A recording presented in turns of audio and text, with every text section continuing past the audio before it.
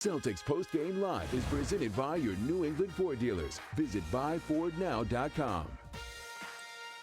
All right, welcome into Celtics Postgame Live. Tom Giles, Eddie House. Celtics falling to the Memphis Grizzlies in this one, 127-121. Eddie, a game in which the Celtics were trying to play catch-up for most of it.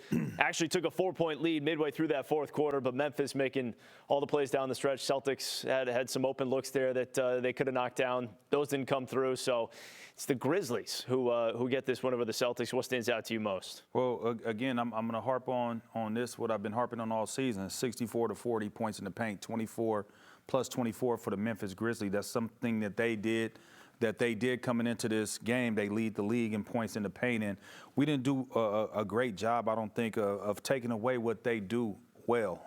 And, you know, Jared Jackson had a fantastic game. Ja Morant was out there balling out. But at the same time, I mean, 50% from the field, 45 from three.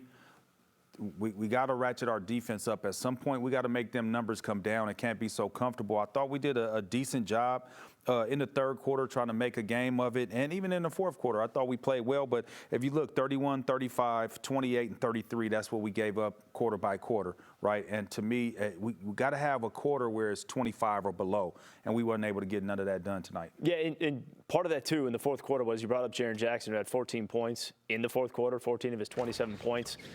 They couldn't stop him. Yeah, he had it his way. Look, think about it. Every which way. He's going driving to the basket. Then he's going to take Luke Cornett, take a step back, knock down a three. Then right here, get a smaller guy on him. This is right shoulder, left-hand jump hook.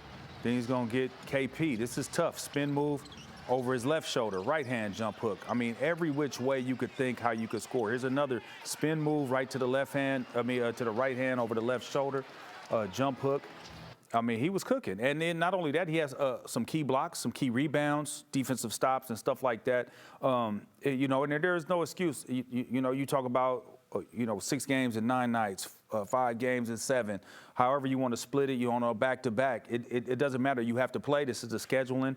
And we did look a step slow, a little bit tired out there. We didn't have the same explosiveness, I would say.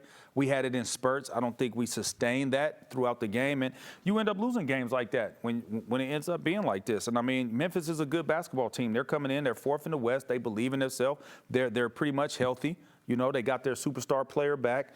And Jared Jackson Jr. is playing phenomenal. Like I said, they lead the NBA in assists, points in the paint, and blocks, and bench scoring.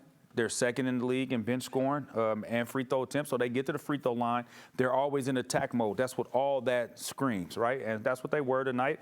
And you got to tip your cap off to them. We did I thought their game plan was pretty unique, right? And definitely they kind of took the ball out of Jason and Jalen's hands. And when you look at the stat sheet, Drew Holiday ended up with 26 attempts, 17 from 3. You know, and not that Drew Holiday is not a hell of a player, because he's going to be a Hall of Famer one day, but you would much rather see Jason Tatum or Jaylen Brown taking 26 shots. But they went in the game plan of saying, hey, we're going to kind of force the ball. And a lot of those shots that Drew Holiday were taking, it almost were dare shots. You know, it was late contest, slow contest, like daring him to knock down the shots. And so you got to take those shots. And that's the reason why Drew had 26 attempts, is because you got to take them when they're daring you. It just didn't go in. And, I mean, you have nights like this. And think about this. This is what I want to say. As bad as it might have looked throughout the game, we lose a game by 6 points, and we're not playing.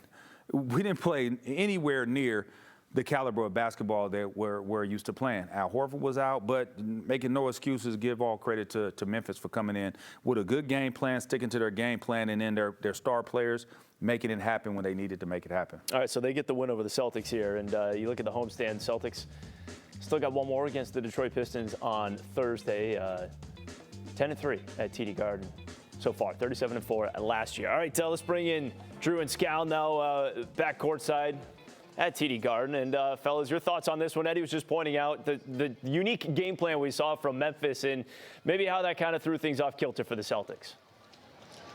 I mean, I don't think they got thrown off kilter as much as he just missed shots. I mean, the only thing you could have said was, well, why not go and put Peyton Pritchard over there and just take some Drew Holiday out?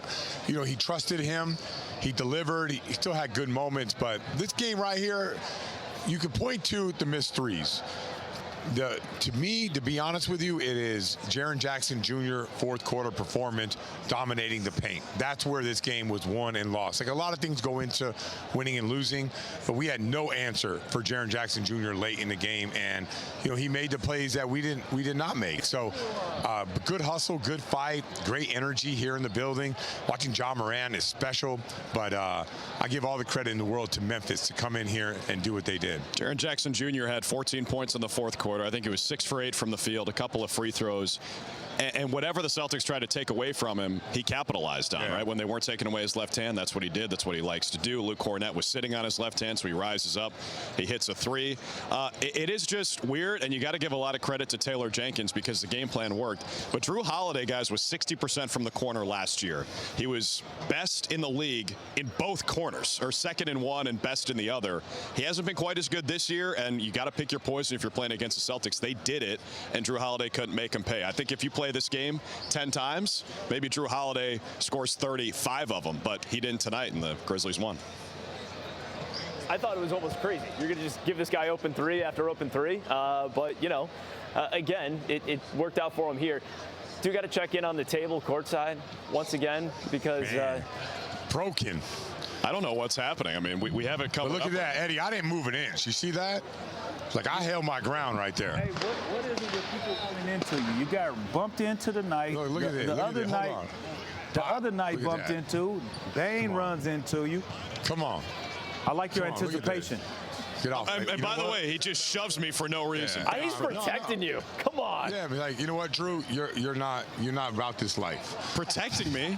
You ain't about this life. He wasn't even gonna run into me. You're not about this life, dude. Like, you don't know. Why'd you give me the Heisman, bro? No, that's a because foul. when you hit an NBA player, it's different. You ain't ready for that. And I love the high five that you gave to Derek. I thought we got the at that ball. point it was the Celtics. I thought it was our ball. But no, I didn't move. But by the way, table broken leg. It'll be limping. Yeah. The whole thing, Eddie. Table is leaking. All right, well, we'll check him out on the injury report. That's the Frank Costanza he gave you there, Drew. He gave you the Frank Costanza, in the car. Oh, the stop short? Yeah. That's my move. All right, fellas. Thank you. 127-121. Memphis gets the win. So they go to 16-8. Celtics fall to 19-5 on the season. We got plenty more to come here on Celtics Postgame Live. Back with more after this. Celtics Postgame Live is presented by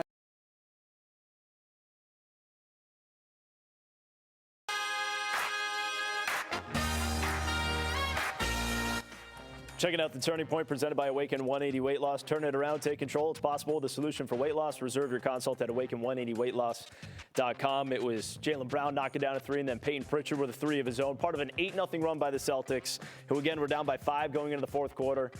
And those threes helped them build a 4-point lead, but Memphis eventually goes on a 10-0 run of their own, and they get the win here, 127-121. Time now to hear from head coach Joe Mazzulla in the coaches' press conference. That's presented by Amica Insurance, the exclusive auto, home, and life insurance partner of the Boston Celtics. Here's Joe Mazzulla back at TD Garden. Joe, this is going to be a tough game regardless.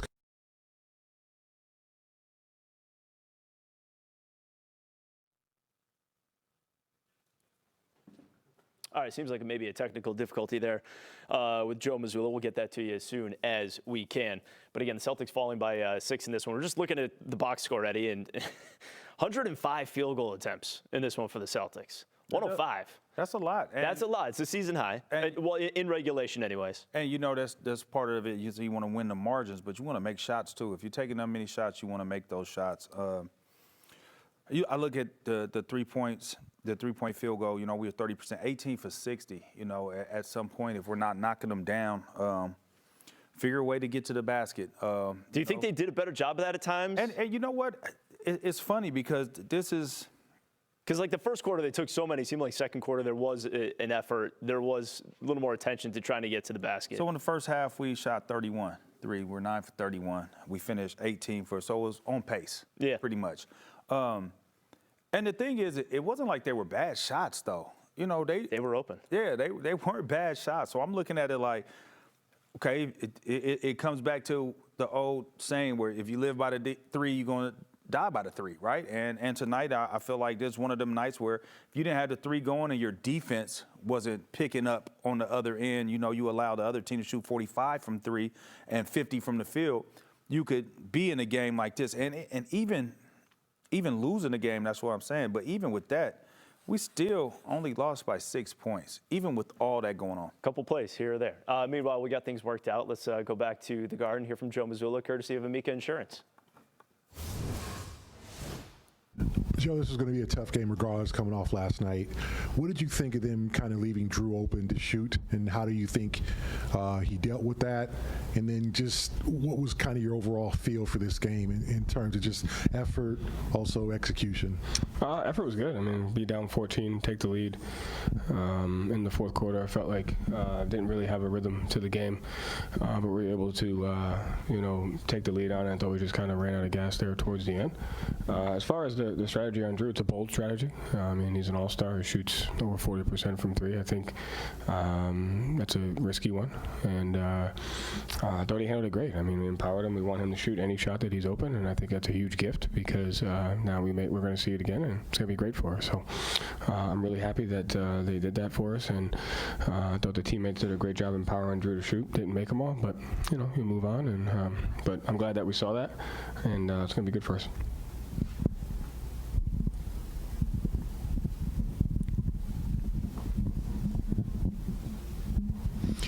Joe, how much did the injury there to Hauser and losing him, how much did that impact your lineups there in the second half? Yeah, I mean, a little bit, but just obviously impacted him, played a little bit more double big, without having, not having Al tonight and then Sam going out. You just play a little bit more double big, but I thought those lineups kind of, we were bigger, we were more physical. They weren't able to switch us a little bit, and I thought that kind of helped us get back into the game. So definitely impacted them, but I still thought what we went with gave us a shot to win.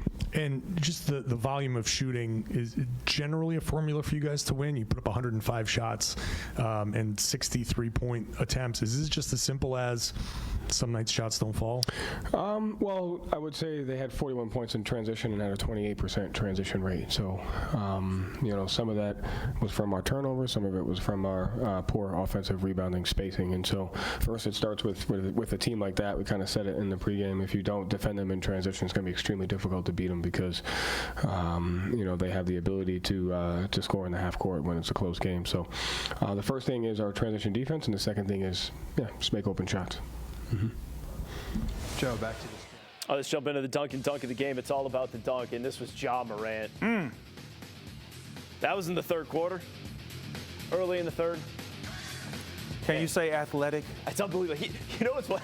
He had a pass later in the game where he hung in the air for 3 seconds and threw it across the court too. It's just. I want to see him in a dunk contest. I mean, come on, Ja. If he can do that through two defenders, why not? 127-121 the final score. We still got plenty more to come here. Celtics Postgame Live's back right after this. Celtics Postgame Live is brought to you in part by Sullivan Tire, a 100% employee-owned company.